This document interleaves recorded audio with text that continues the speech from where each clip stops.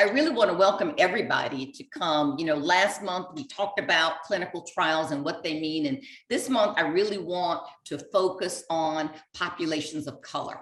And what does that mean? And this is my Stairwell Chronicles live series. I do these once a month, and I do them the last Monday of every month for just 30 minutes at 7 o'clock. So it doesn't take up a lot of your time. So one of the things I want to talk about today, when we talk about populations of color, why is it important? When we look at what the representation is, certainly of the African-American population in clinical trials, we see a dearth of representation in oncology or cancer trials and cardiology trials, in addition to others. Why is that important?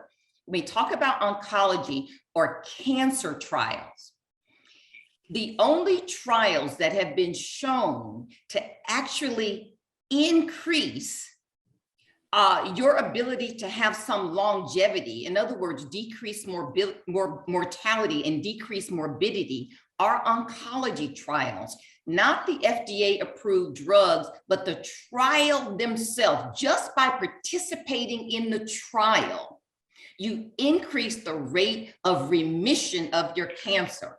African Americans in particular suffer from very specific types of cancers, very specific type of breast cancer, colon cancer, prostate cancer, and yet we are not represented in these trials. And when these chemotherapeutic agents come available and are approved by the FDA, it is not with our data there, and yet we are the ones who are suffering disproportionately. First time we understand what our side effect profile is she's back when home. These drugs so I are put being everything on pause to get her back where she needed to be. Hey, everybody go on mute, please.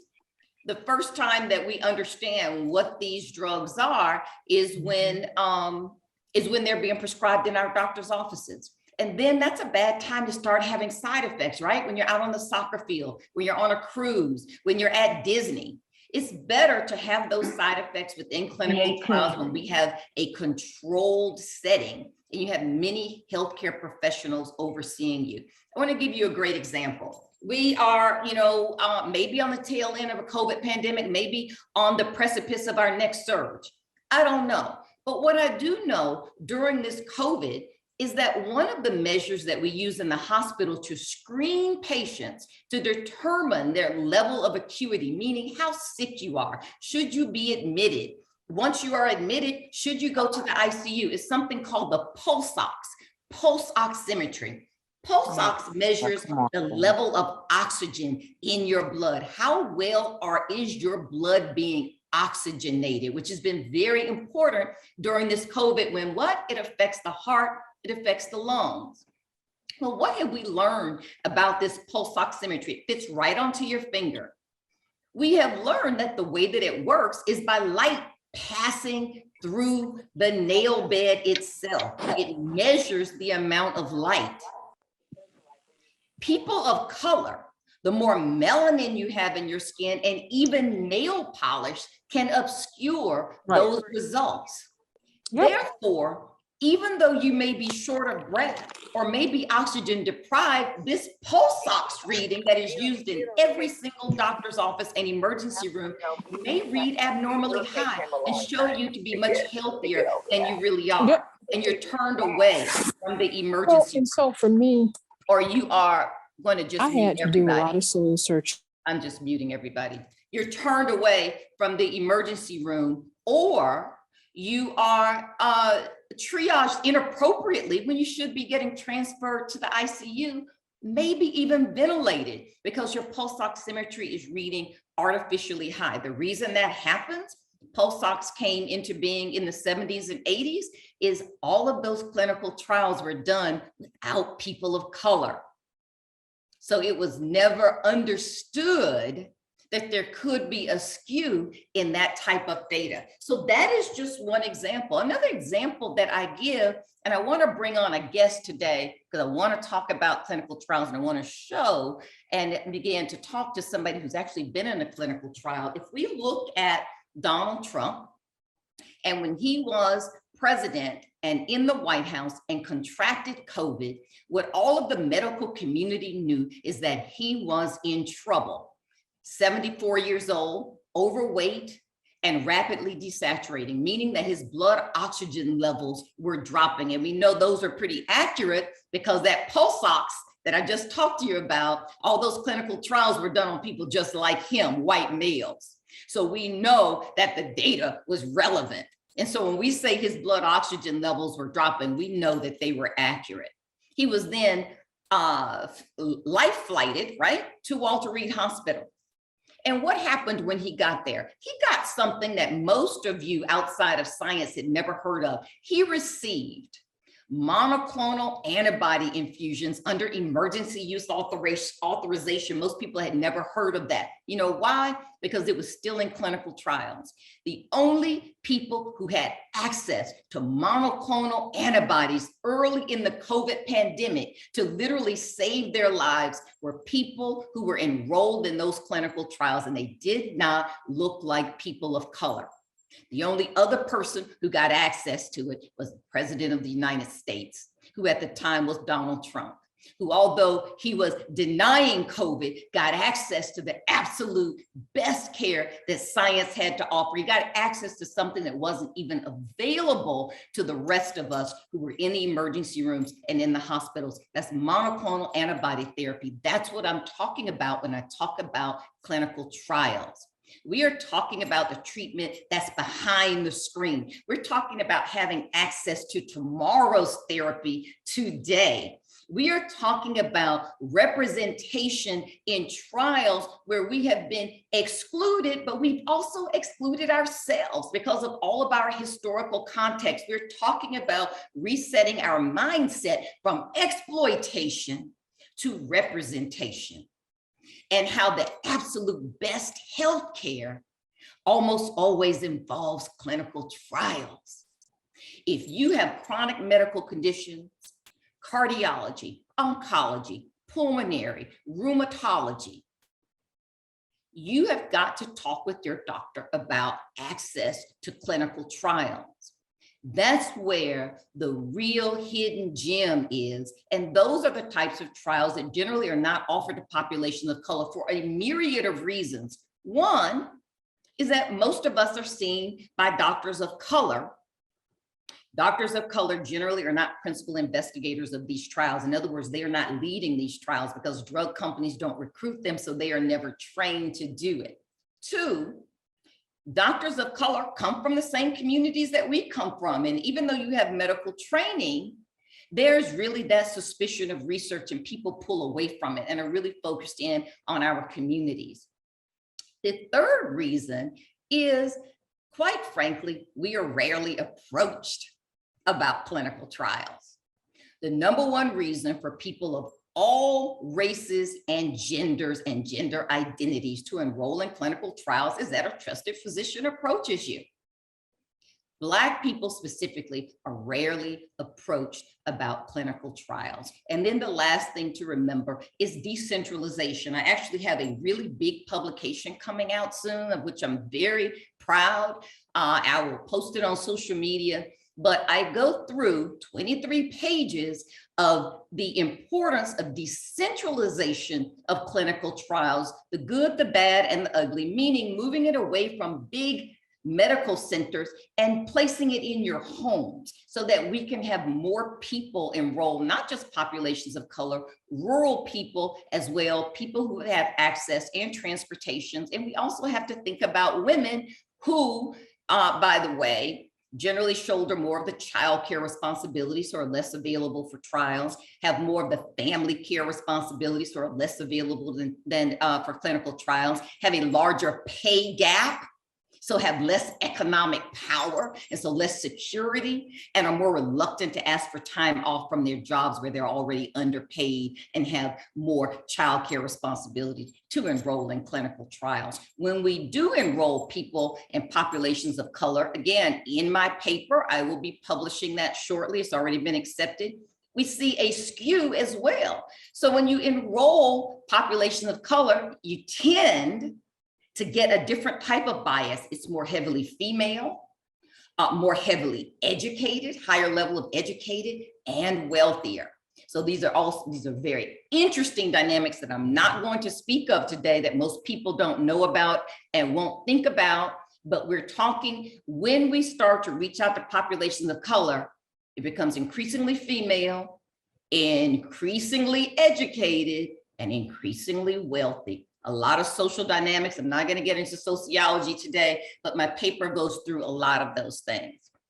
One of the people that I want to bring on today is one of my sorors. If you guys don't know me, I'm Delta Sigma Theta. I'm a Delta. So hey to the Divine Nine.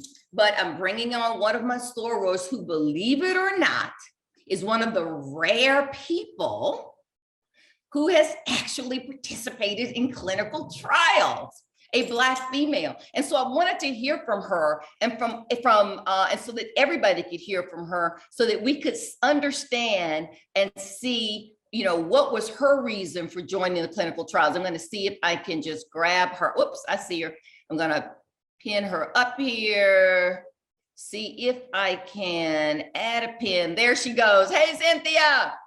And listen, Cynthia is also my Cabby representative. So my fab clothes come from Cabby. Carolyn Anderson by invitation sells her clothes like right online, right in your house. So I've been her customer, I don't even know, 15 or 20 years, long time.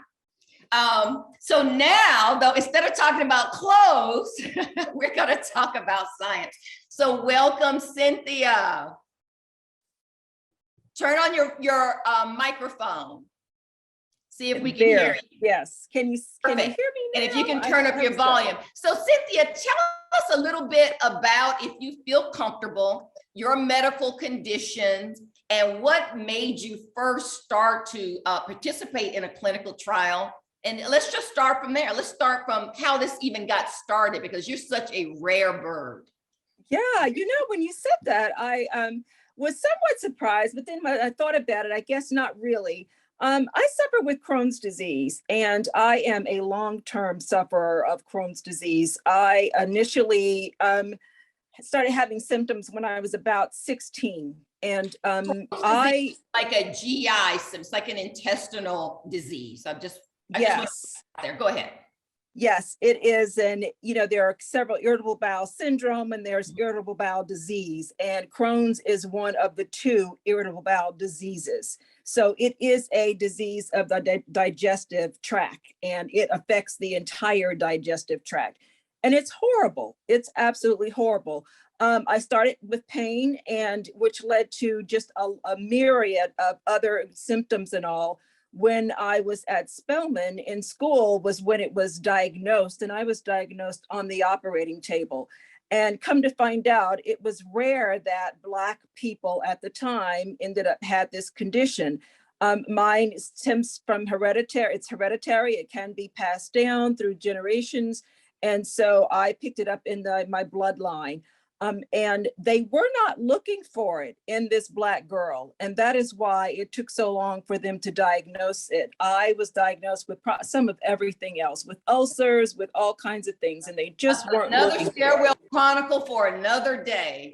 Being overlooked in diagnoses because of race. That's just another topic, but okay, go ahead. Absolutely. So there we have it. And when I found out it was primarily represented in the Jewish race, and for the most part, Jewish folks tend to have Crohn's disease, I really, of course, I was suffering. So I wanted to know, what was this? What is going on with me? And why can't I seem to find any relief? And no one was able to help me really get to the relief I was looking for.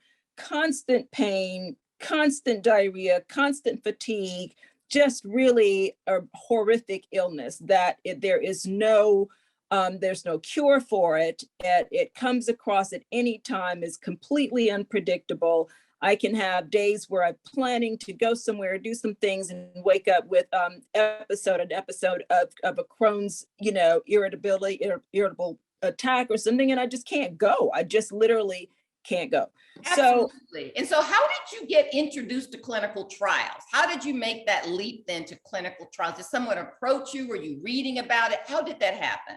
I was reading about it. It was a little bit of everything. Me doing my own, being my own advocate, trying to figure out, because once again, I'm a lone wolf in this, you know, dealing with this Crohn's disease, being a Black girl, and not very many out there. So I started looking, and I was also working with my GI doctor.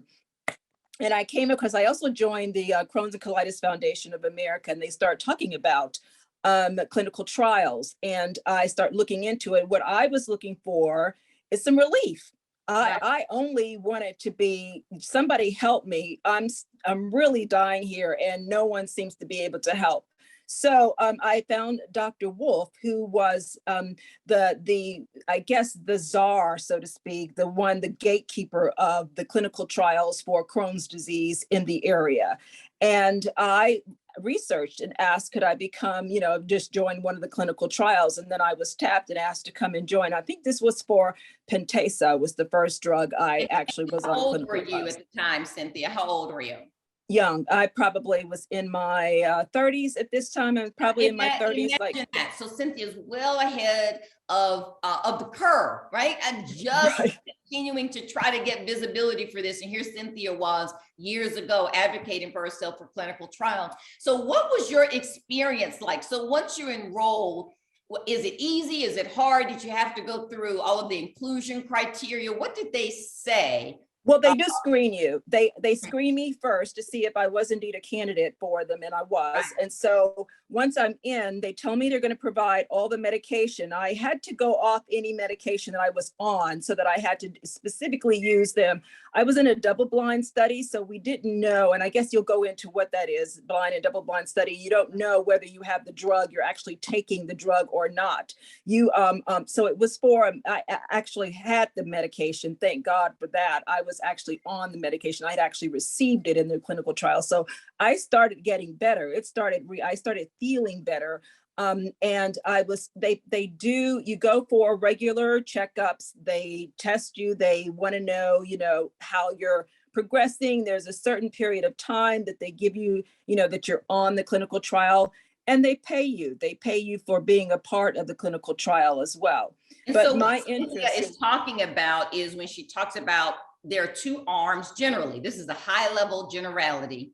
So Cynthia was in a blinded trial, meaning she was enrolled, but she didn't know if she was getting the actual drug, right? This investigational compound, or whether she was just getting a placebo, meaning a water pill or a sugar pill or something, or a solution, because we have to have a control group to see whether the drug is actually working and doing, that's called the efficacy, which you've heard a lot about with COVID. Does it actually do what it says it's going to do? So in doing so, you got to have two groups. So you could be selected without you knowing it to go to that placebo group. But here's some of the advantages of that.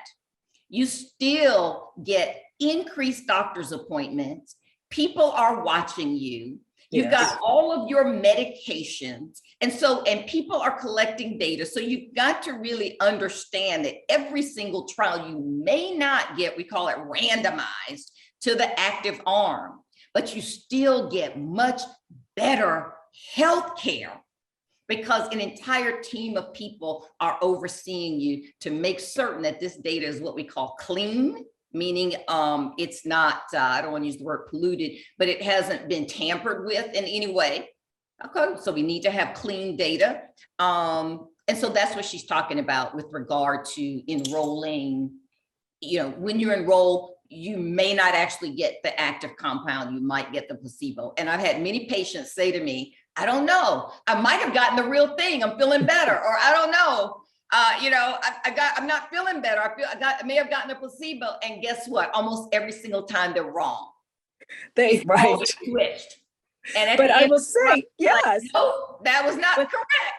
So that they're watching you, everybody, they're paying attention. So you can't, you know, it's not like if you don't have the medication, you're going to get sick and no one's paying attention. They're watching every step and really measuring and trying to see. So if indeed you are getting sicker, you've got all eyes on you for that, and they're going to take care of that. So that I had that, you know, that reassurance that helped me continue and go on with it. And, you know, I've done more than one study. I've done several, and I actually like participating in the studies because I was ahead of the curve with getting the most up-to-date medicine. And I knew that I was getting the most up-to-date medicine. So I was one to raise my hand whenever I saw something coming my way. I have been turned down for a study, and that was, I was upset about that. This one was for stem cell research. And I wanted to participate in that because I know that stem cell is a huge component, just, you know, understanding the relationship. And this disease really is at the molecular level. So I knew that that's what it would take to, you know, really get to the bottom of it. But I was turned down because I've had several surgeries, and they were looking for people who had never had surgery for Crohn's disease before, which I have. And this was much later. This was probably, I was like maybe 45 or so when I raised my hand and asked. And like I said, I am a long-term sufferer. I've been suffering for 40 years plus. So it has been a journey. I still have Crohn's disease. I still suffer, but I absolutely believe in the clinical trial. And I've watched one after another of these medications that I was on come to market. And I was pleased to have been ahead of the game. Let me ask you something. Because so many people have hesitation, right? Everybody talks about the Tuskegee experiment, and certainly we talk about Henrietta Lacks. And if you don't know Henrietta Lacks at a high level, this was a woman who had ovarian cancer. She was at Johns Hopkins University, being seen at Johns Hopkins University, did not have a lot of resources, meaning money or finances from her family. She succumbed, she died from the ovarian cancer, but not before cells had been taken from her cancer and studied in the lab. And it turns out that she had a very specific type of cell that continued to proliferate and regenerate itself. And so even to today, and this has been 50 years, cells that we use in science are called HeLa cells for Henrietta Lacks, because this cell line they discovered was immortal.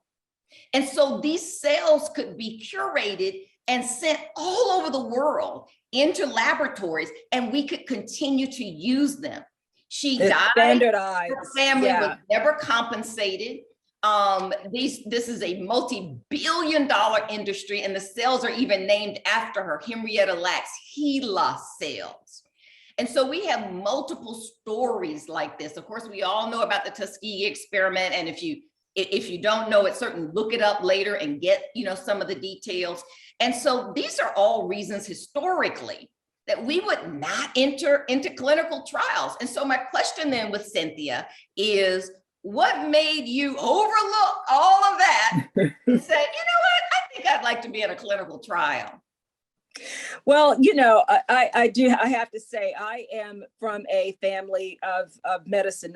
My father was a physician, my mother was a nurse, and I often heard my parents talk about the importance of us being a part of these types of trials, because we have to be studied as well, so we can be included in what is necessary for us. Right. You know, to work for us. If we're not included, they don't know if the medicine is going to work for us too. And so it was your medical family that sort of gave you that more advanced knowledge, where you sort of were able to bridge a lot of the historical context and have some other information within you because of your family surrounding. That's great. That, and then really the thing that the driving force was the illness. I just was like, I have to find some relief. Yes. And, you know, I looked up, and I'm the only Black person in the room. Right. I'm like, you know, I'm the only Black person in here, and all these other white male folks are in here participating in these trials. They're not going to give it to themselves. They're going to, you know, I felt like I was comfortable enough to go ahead and proceed because it wasn't like it was a bunch of me in the room. Right. Yeah. And that's incredibly important. And when we look at the COVID trials, I don't know if you all know this or not, but one of the reasons that Moderna was able to have about 10.3% participation in their COVID trial was because of an article that I wrote about them 2 or 3 years ago now, critical of their practices in their COVID enrollment. And at the time, they only had enrolled in a phase 2 trial, which is a dose finding trial, 2 Black people. When I say 2, I mean the number 2, 1, 2, not 2%. Yeah. And that this was a drug that was going to be developed for the entire world. We're talking about all kinds of people. They literally only had 2 people of color. They were both Black people in 3 different doses. This is high level, phase 2. They looked at 3 doses, 50 micrograms, 100 micrograms, 200 micrograms. Both of the Black people were in the 100 microgram group. And you may say to yourself, well, that's great, because that was the dose that was ultimately selected that went out to 30 and 40,000 people. But that's not great, because what that means is that the doses that were deselected, the 50 microgram and 200 microgram dose, we allowed to be deselected without any information on us.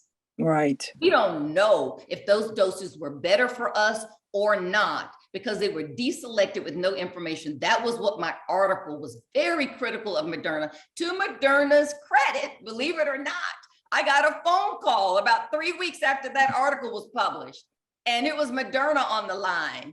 And you can imagine, wow. I braced myself. I was like, oh, well, this is probably not going to be pleasant. And they came on the phone. They sent me an email as well. And you know what they said? And I have always admired Moderna for that. They said, you know, we have read your article and we have been debating it internally, and we have decided that Moderna can do better. Wow. And outstanding. They capped their enrollment of whites. This is one of the reasons, these are all things scientifically that you may not have noticed. This is one of the reasons that Moderna came second to market. They were supposed to come to market ahead of Pfizer, because they capped their enrollment of whites to aggressively begin to recruit other populations of color. And in doing so, it prevented them from being first to market, which is a very enviable position, right? You always want to be either first to market or best in class, but that's what they sacrificed. And in doing so, it allowed people, scientists like me and others, when we go out to speak about the vaccines, especially the populations of color, I can quote their data because they had people in there. Without that, I would not have been able to do that. So I just wanted you guys to understand the importance of that. And so the last thing that I will say in the 2 minutes that we have left, we've got Cynthia on here. With regard to Cynthia, just in the time that's left, what would you say to the audience to encourage people to enroll in clinical trials, to take advantage of clinical trials? Why do you think it's important? Absolutely, for us, because you want to make sure that the medicine that's out there actually works for you, that you have been included in the research. That I could not have said it better.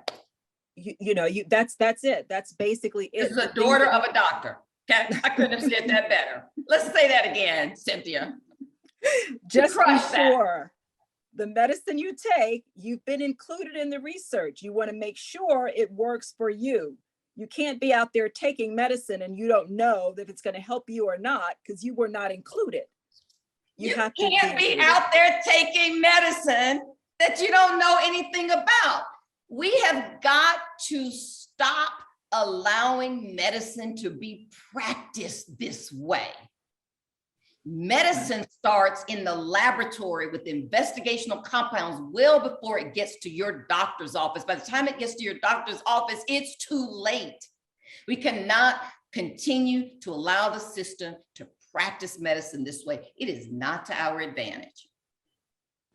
It's critical. It's critical that we're out there participating in clinical trials. It is the smart thing to do. It is relevant, it is important, and you know, we are better than that. We can do this. We have to for us. Cynthia, you were the best guest. 30 minutes went so fast. She knew it. She had all, and just so you all know, I didn't talk to Cynthia ahead of time. I texted her like, here's the link. I'll pull you on sometime in. It was like super vague. So she was free to say whatever she wanted to say.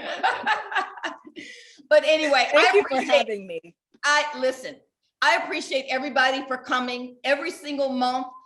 the last Monday of the month, I'm going to do these. They're on different topics. So these last two ones have been on clinical trials, but we'll be moving on to other topics. Before that, I gave a cardiology update. I might do a COVID update next month. I'm trying to decide, but we will continue to move through these. And from time to time, I'll have a guest like Cynthia on. So I hope you all join the monthly series. I hope you learned a lot. I'm looking at your comments, and we will just continue on. You know, you can reach out to me anytime. Most of you have my contact information. The rest of you can always reach me on social media. Bye. Thanks, Cynthia. Thank you. I love Thank you it. all. Bye. Thank you. Thanks for having me. Bye-bye. Bye.